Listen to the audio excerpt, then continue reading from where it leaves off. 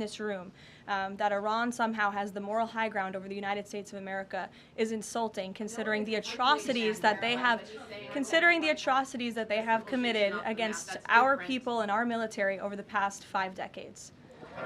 John, go ahead. Thanks a lot, Caroline. 2 questions for you. One has to do with a statement, a joint statement put out this morning by some of America's European allies, our NATO allies. And in that joint statement, they said regarding the Strait of Hormuz, our governments will contribute to ensuring freedom of navigation in the Strait of Hormuz.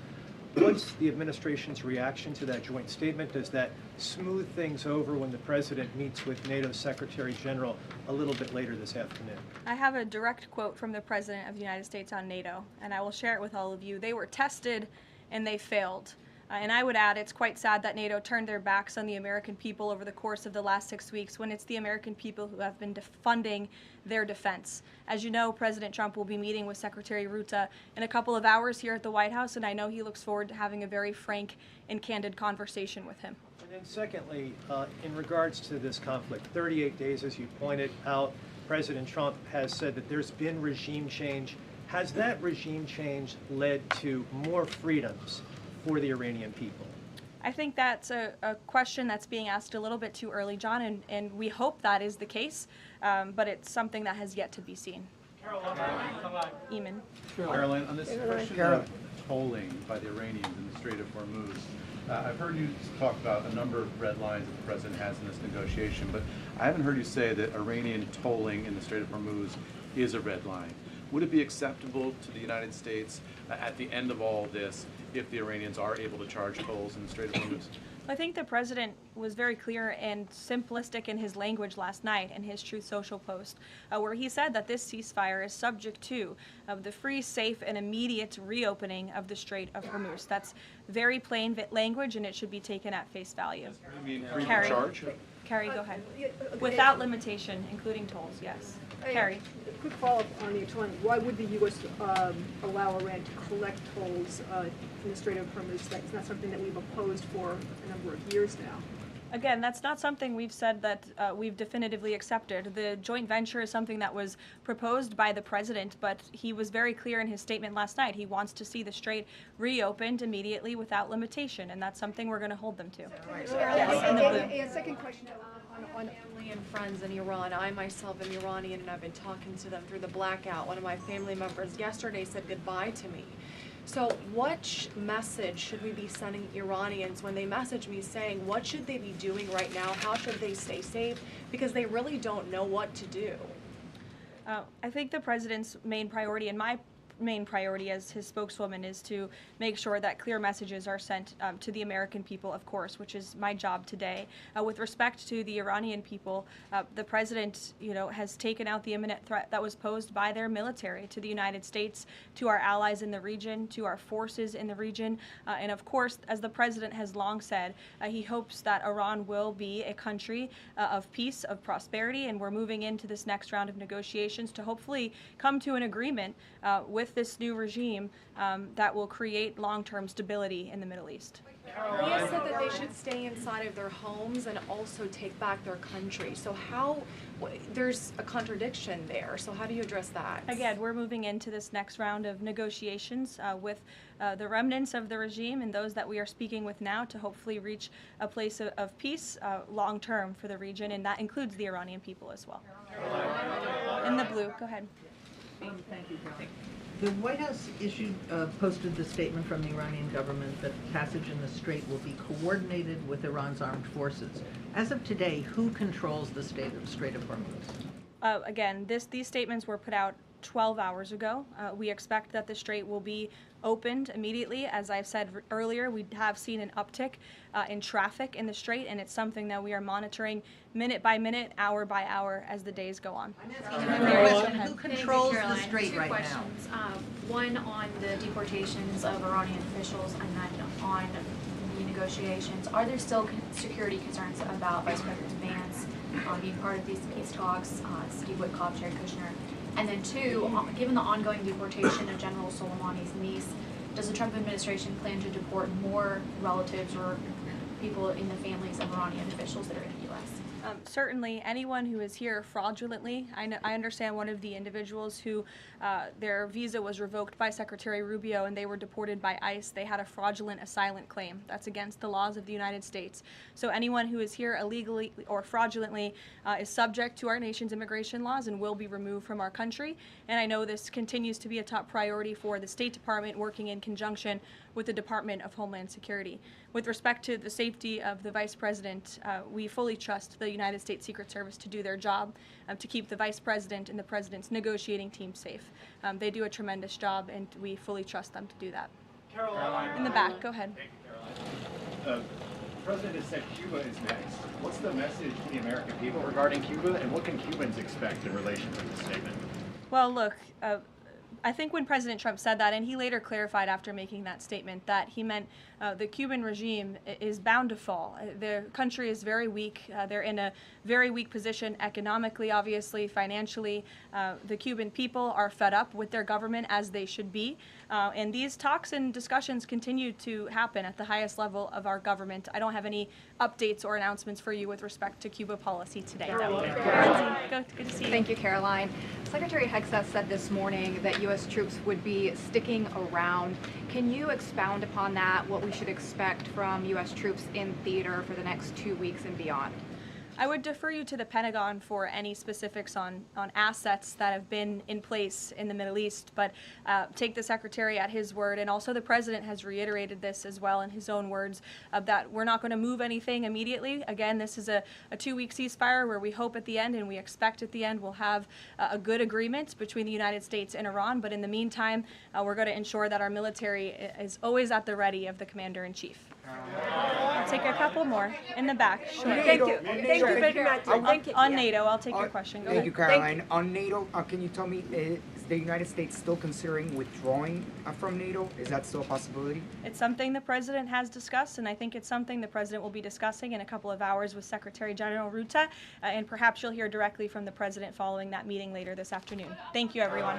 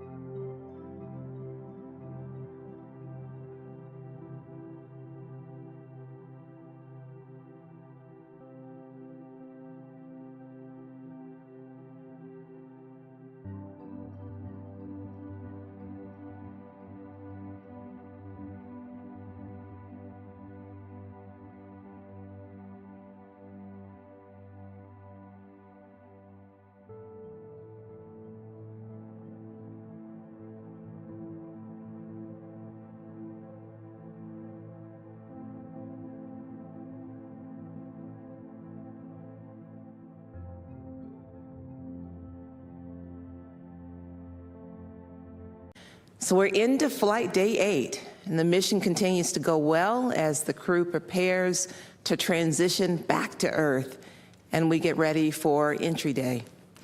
After an exciting day of science on Monday and a day for the crew to recover and then achieve some other flight objectives yesterday, the team is turning our attention to the return and getting the crew safely home. Now, because this is a development flight, we are thinking about what we can still learn in the remaining days to better understand the systems and to inform future missions. And we're still getting a lot of imagery down from the spacecraft and from the crew. And I wanted to share a couple of the imagery highlights today. The crew was able to send down a group photo, and it's great to see them doing so well and in such great spirits. And I'm happy to see Rise there front and center with the team. We can't wait to welcome those smiling faces home. Now, the crew also took an image yesterday of the Milky Way, which is stunning. And free from atmospheric interference, the crew could see the glowing ribbon of stars and filaments, a clear view of our home galaxy. So I also wanted to highlight a few additional things that we're learning through this test that are directly feeding forward to our next missions, including Artemis 3. Now, in the area of science, in addition to the lunar science activities that we saw on Monday, our other science and payload activities continue to progress as planned. At the Marshall Space Flight Center in Huntsville, Alabama, our Payload and Mission Operations Division is operating our AVATAR, or also the immune biomarkers experiment, as well as the standard measure activities. And these activities are going to really help us understand how the deep space environment impacts the astronauts during the Artemis missions. The experiments about human health are going to give us data that we need to be able to live on the moon longer as we develop the moon base and be able to prepare for farther trips like going on to Mars. During Apollo, they didn't gather this kind of human health data, and we can't get this information during low Earth orbit missions. So in terms of performance of the hardware, as we heard from the administrator yesterday, the mobile launcher is in good condition overall. And while we need to fix a few things, having the mobile launcher in good condition really ensures that we'll be ready to start stacking the Artemis 3 vehicle according to the timeline that supports launching that mission next year. You heard previously that the SLS performance was about as good and flawless as we could have expected. And the SLS team already has begun digging into all of that data for detailed post-flight analysis to see if any refinements need to be made going forward. And the data that we're getting from the Orion manual piloting demonstrations, including the proximity operations demonstration we had after launch, are critical to ensuring that we can dock with human landers during Artemis 3 and beyond. And we heard in real time from Victor during the ProxOps demonstration how precise the handling appeared to have been, and the other demonstrations are proving us with even more data. We have lessons we're going to address before Artemis 3, including some of our water valve operations, the wastewater venting that you've heard quite a bit about, as well as the service module pressure control assembly operations. And we're also learning about how long some of the activities inside the cabin should take. Our suit demonstration from several days ago provided helpful insights for future suit crew emergency operations if we should need them. We've also elected to skip the radiation shielding or parts of it, the demonstration, to allow more time for transition of the cabin to prepare for entry. And Rick will talk a little bit more about that. And these learnings are helping us get ready for our next mission. And when the mission goes well, it can look like flying to the moon is easy. It certainly is not. We can't forget that this is a test flight and are taking everything that we're learning forward to support the next mission. This has been a good mission so far, and we're nearing the end, having retired a significant number of risks over recent days. But the team remains focused, and we're making sure that we don't take our eye off the ball. Countless hours of people working together behind the scenes have been preparing for these moments, and people are still giving their all to ensure mission success. We continue to improve to make our ultimate goals of going to the lunar surface, building the moon base, and eventually sending the first humans to Mars a reality. So I appreciate your continued interest, and with that, I'll pass it to Rick to provide an update on operations as we get ready to bring the crew home. Thanks, Lakeisha. So since we last got together, there's been a number of activities completed last night as well as today. Our primary activity yesterday evening was to perform our first return trajectory correction maneuver, RTC number 1. That was 1.6 feet per second. It lasted 15 seconds, and it was using the service module reaction control system thrusters. That burn was initiated at 8:03 p.m. Eastern Time last night.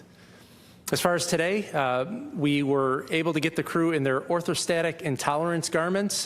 These are special garments designed to help ensure the proper blood flow for the crew members when they return to the pull of Earth's gravity. It was important to get this and try this out today so that the crew has an understanding of what it's like to put this on entry day. We also were able to successfully stream a 4K video using the optical communication system, which continues to prove to be an extremely valuable tool in our beyond Earth orbit space flights. The crew also performed a couple of recordings for their National Geographic payload activity. They did a few PAO events. And later this evening, we're going to do a couple of manual piloting demonstrations. One will be to use the docking camera to point the spacecraft towards a celestial body. And the celestial body we're going to use for that activity is Arcturus. Once that activity is complete, we're going to do another manual piloting demonstration where the crew is going to center the Earth in the field of view of one of the windows, and then they're going to fly the spacecraft to an attitude where the tail points towards the sun. This is important in order to be able to show that the flight crew can maneuver their spacecraft to get power and generate power so they can continue to power the subsystems on board the spacecraft. Finally, we're going to finish with a portion of that radiation shelter demonstration that Lakeisha talked about. Ultimately, the radiation shelter demo was largely a stowage activity for us. We had to remove a bunch of stowage from a couple of lockers and show that we could get a crew member to shelter in that locker. While we don't need any more practice moving stowage around, we're going to get plenty of that on flight days 9 and 10. It was important to show that we could provide proper ventilation to the astronaut if they were to shelter in that stowage. And so the way we're going to provide good ventilation is through the suit umbilical. So when the crew members put their launch and entry suits on for entry, one of the umbilicals they made is for airflow, and we would repurpose that umbilical and show that we could provide proper airflow to the astronauts when they're in somewhat of a confined space of the stowage locker. Once we get through today's activities, then the focus really is going to shift to entry, and I think the first graphic is important to show up here for some of those critical events. You know, the first one that we're really going to have to keep our eye on is crew module and service module separation. That's going to happen about 20 minutes before entry interface. Once we get through the separation of the service module, we're going to do one final burn. It's called our crew module raise burn. This is typically not a burn that's going to be required, but it's our final opportunity to fine-tune our flight path before entry interface. So we'll perform that about 16.5 minutes before entry interface. Once that burn is complete, the spacecraft is going to make a couple of roll maneuvers. This will provide additional separation between the service module, which is headed for a destructive entry in the Earth's atmosphere, from the crew module, which obviously contains our 4 astronauts. Once those rolls are complete, the crew will go visors down, and then they will be in a isolated environment in their launch and entry suit until after splashdown. We'll hit entry interface at 400,000 feet, about 1,950 miles away from our landing site. And that's when the fun really begins. The 24 seconds after entry interface, we'll hit our blackout, which is the point at which the plasma has built up around the spacecraft such that it interferes with our ability for the transmitters on Orion to transmit telemetry. This is nominal. It'll last 6 minutes. Once that 6-minute blackout is done, Orion's going to be at about 150,000 feet.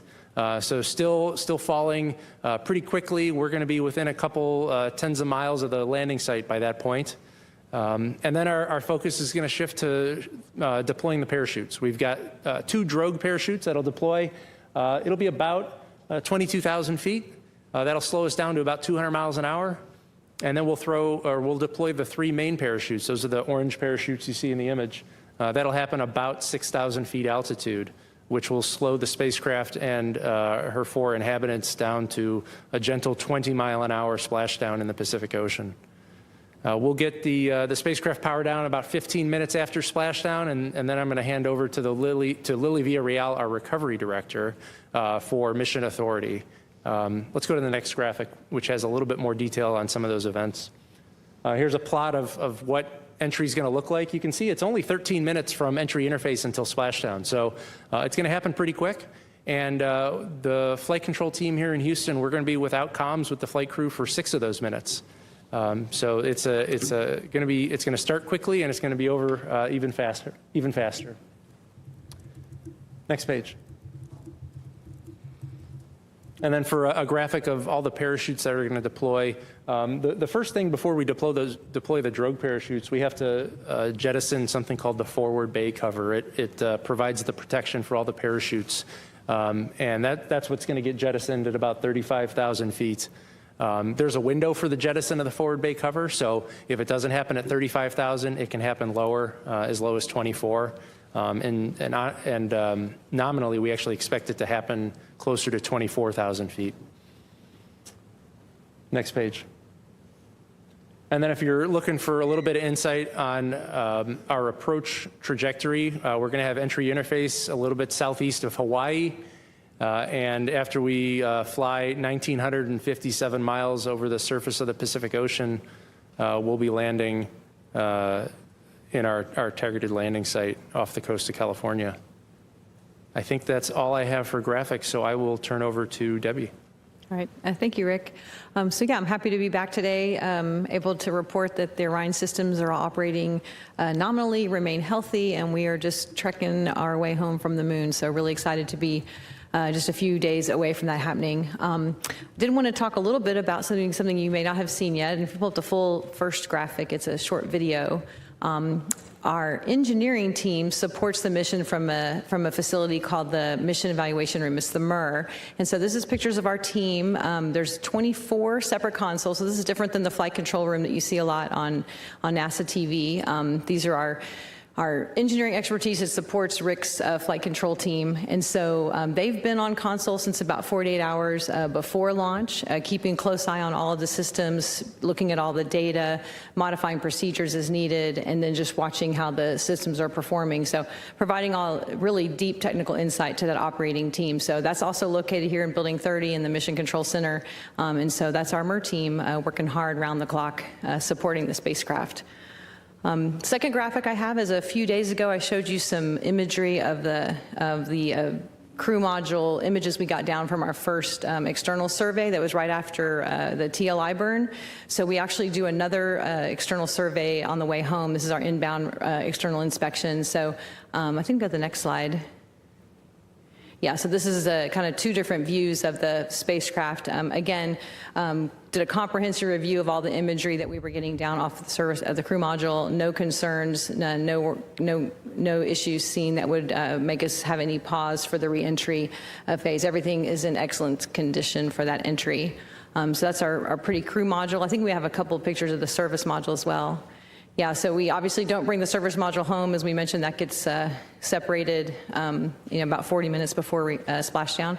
But we did get some nice imagery. And the next one I thought was interesting. It's a picture of the solar arrays, but it's actually the backside of the solar array, which we don't normally see. So anyway, poured over all this imagery, and everything looks really good for the return. Operations-wise, a few other things going on in the cabin. One interesting test that we're doing today is when you pressurize the cabin, the panels and things that are connected there, kind of shift around a little bit. And so we're having a demonstration of can you actually remove some fasteners in those panels and put them back in? Do the structures still line up enough that you can do that? This is to help us prove out if we needed to do any kind of maintenance or contingency access to like our ecosystem. So we'll be looking at that today to see if that demonstration works out well. We're also doing some demonstration what's called 20 by 20 degree dead banding. This is pointing the spacecraft a little bit different throughout the day to test thermal responsiveness of the systems externally to see if we can expand our operating envelope for future missions. So I guess some other things, we've collected a lot of data on this mission. We'll be getting a lot of that data back when it comes back, but did want to mention a couple things. We've consumed 2,964 pounds of fuel in the service module. We have 4,285 to go. So clearly we had put a lot of margin into this mission to make sure we could fly it properly. 9,855 commands have been uplinked, so been busy for the flight control team and the MER team doing all of that. And then we mentioned the optical comm and how effective that has been in getting data down. 122 gigabytes of data downloaded. That was a record. That was in a single day. That was today. And a total of over 312 gigabytes of data coming down on that optical comm system. So that's been really helpful for us getting down some of this beautiful imagery. Cabin is currently at a 76 Fahrenheit degree, so the crew's quite comfortable. Everything looks really well. And I think that's probably it from me. Spacecrafts continue to operate nominally, and we are hard at work monitoring it until it gets home. So with that, I will hand it over to Lily. Hi, good afternoon. Just checking to make sure you guys can hear me first. We hear you, Lily. Okay, great. Thank you for joining us today. I'm currently at sea aboard the USS John P. Murtha with the joint NASA and military team who are ready to safely recover the crew once they splash down off the coast of California. The ship departed from Naval Base San Diego on time, and we are currently maneuvering the ship to the landing zone. Over the past couple of days, we have been completing final preparations on the ship, including training with the joint NASA and military team to refresh the skills and procedures that we've been practicing during underway recovery tests. I want to quickly walk you, however, through the process of how we will safely recover the Artemis II crew and the Orion spacecraft once they return from their trip around the moon. The ship and the small boats will be positioned at a safe distance at splashdown until the team has determined that their path of travel will be clear of any of the jettison hardware that Rick talked about.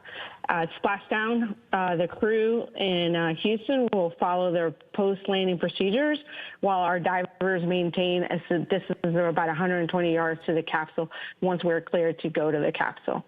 After handover from the flight director to the landing recovery director, the divers will approach Orion and they will conduct assessments of the air and water surrounding the capsule just to make sure that it's safe to approach and help the crew exit Orion.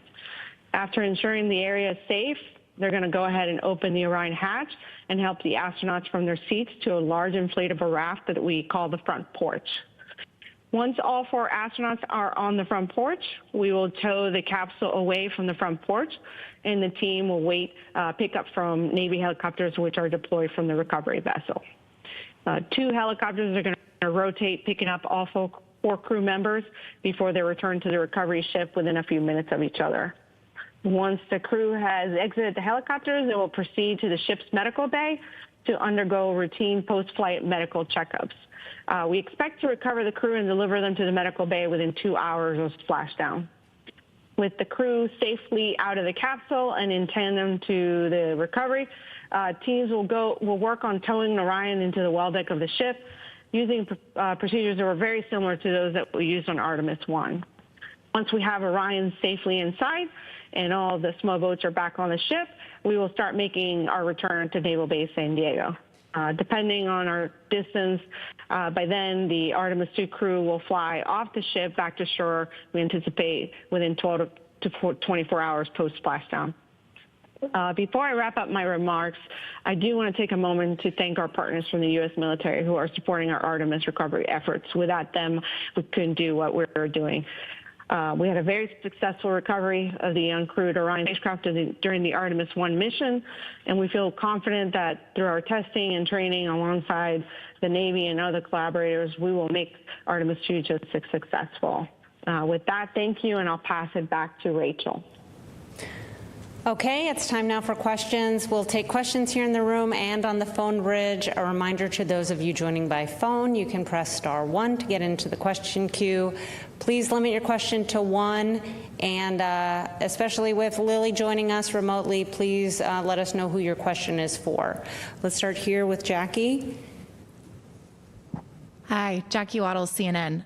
Quick question for Rick. Can you walk us through, I understand that loft trajectory was specifically planned out, but are there any contingency trajectories that you're also prepared to do in case anything is off nominal? And then I'd also love to clarify exactly what G-forces the astronauts are expecting to experience, whether in an off nominal or nominal situation. Thanks so much. Yeah, good questions. I'll start with the more straightforward one with the G loads. For a nominal landing off the coast of San Diego, we're expecting 3.9 Gs. But we have a number of contingency trajectories which would land us further uprange or further away from our targeted landing site.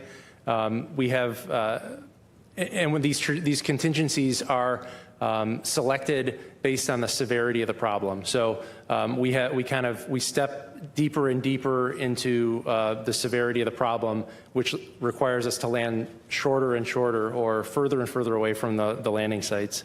If we pursue one of those contingency trajectories, you could see G loads as high as 7 or 7.5 Gs.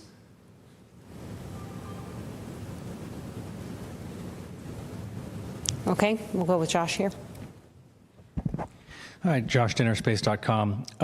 What kind of data is lost by skipping the radiation sheltering test, and what's the impact of not being able to practice those procedures beyond low Earth orbit until the lunar landing mission on Artemis 4?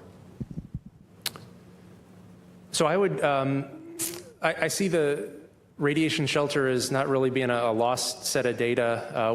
As we reassess the timeline for the remainder of the mission, we found that there was still an opportunity to test out that suit umbilical airflow, which is arguably, in my mind, is the most important part of that demo, because the radiation shelter was, it's an area in the spacecraft that is kind of deep down in one of the stowage lockers. And so the part of the demo that we're not going to practice is the removal of the stowage from the stowage locker, which is something that we don't necessarily need to demonstrate as part of that particular test. We know how to remove stowage.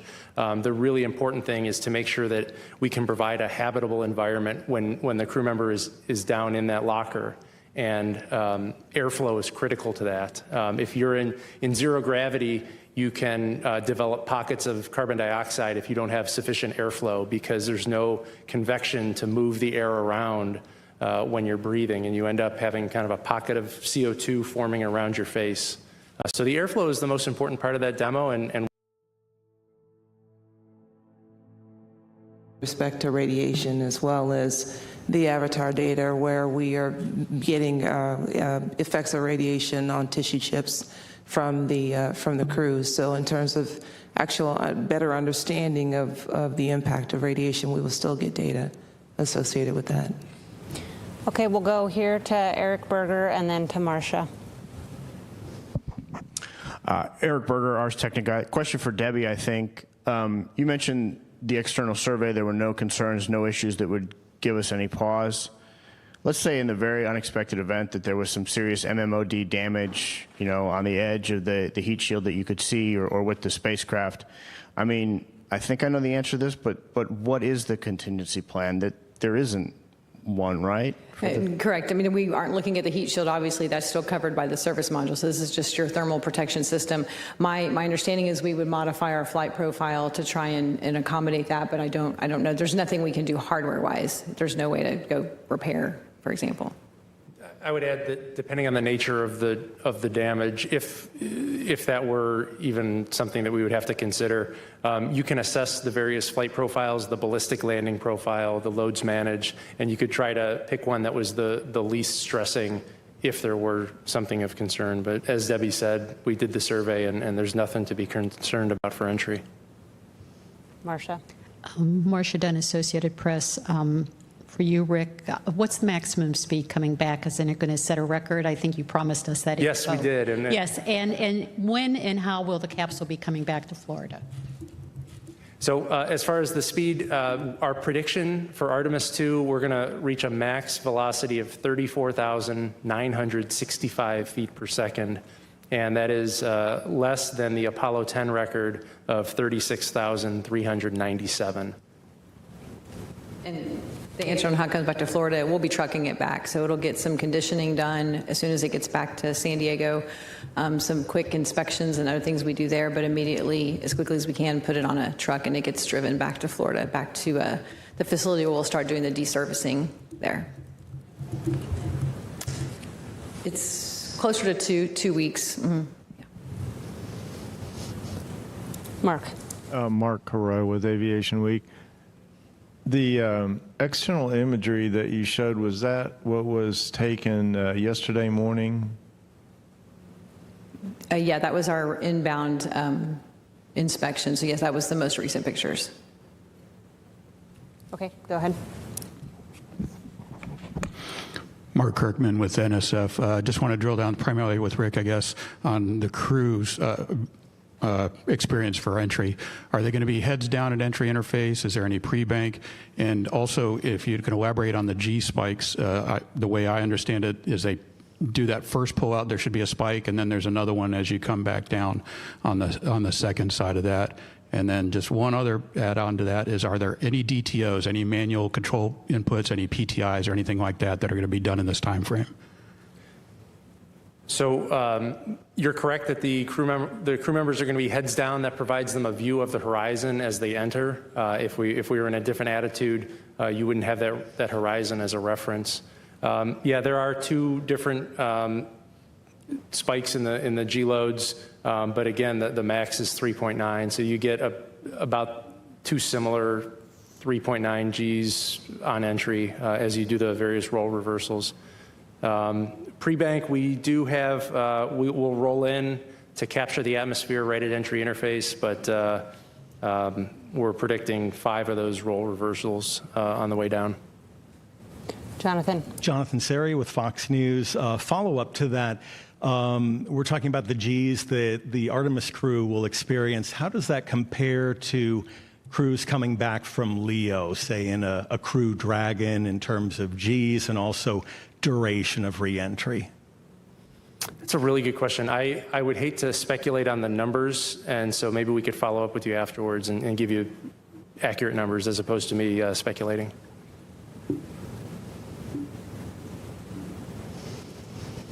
Okay, we'll take a couple questions from the phone.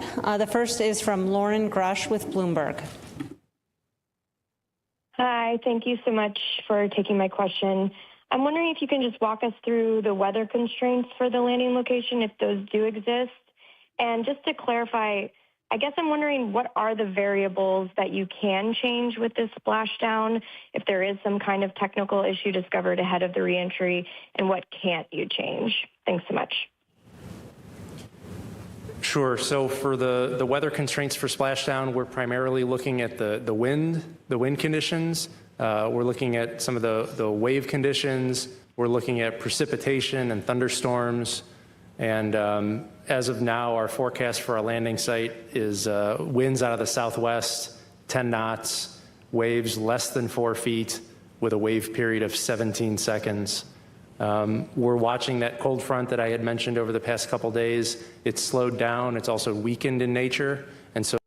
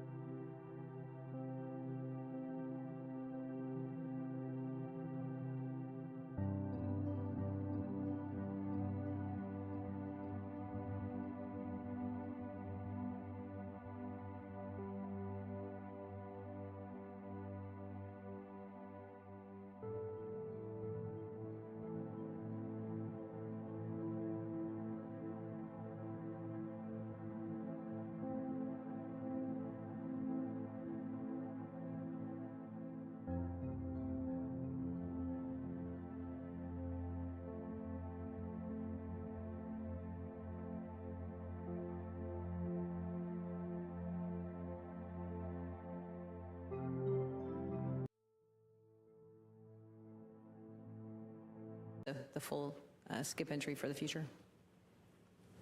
We'll do one more question on the phone, then come back to the room. The next question is from Nell. Da entrada completa para o futuro. Faremos mais uma pergunta. Ligue o telefone e volte para a sala. A próxima pergunta é de Nell Greenfield Boys com um pouco mais sobre a inspeção de reentrada. Então parece que cada um deles está realmente meio encoberto. Então estou me perguntando o que todos vocês estão realmente procurando na inspeção.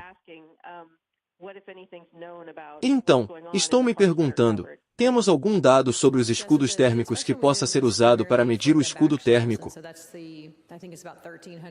Mas se souber alguma coisa sobre o que está acontecendo nas partes abordadas, obrigado. Então, a inspeção que fizemos foi principalmente para as conchas traseiras, e acho que são cerca de 13. Para ver se vemos algum dano notável que possa nos causar uma preocupação que queira.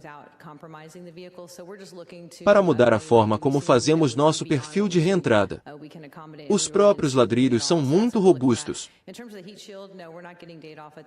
Danos sem comprometer o veículo. Então estamos apenas avaliando se vemos alguma coisa. Estaria além do que pensamos que podemos acomodar e realmente não vimos nada. Então é isso que estamos olhando. Então não obteremos nenhum dado disso até chegarmos a esse ponto. Na fase de separação. Conta. Bill Arroad. Sequência em outras palavras. Qual astronauta sai primeiro? Você alterna um em um helicóptero, no.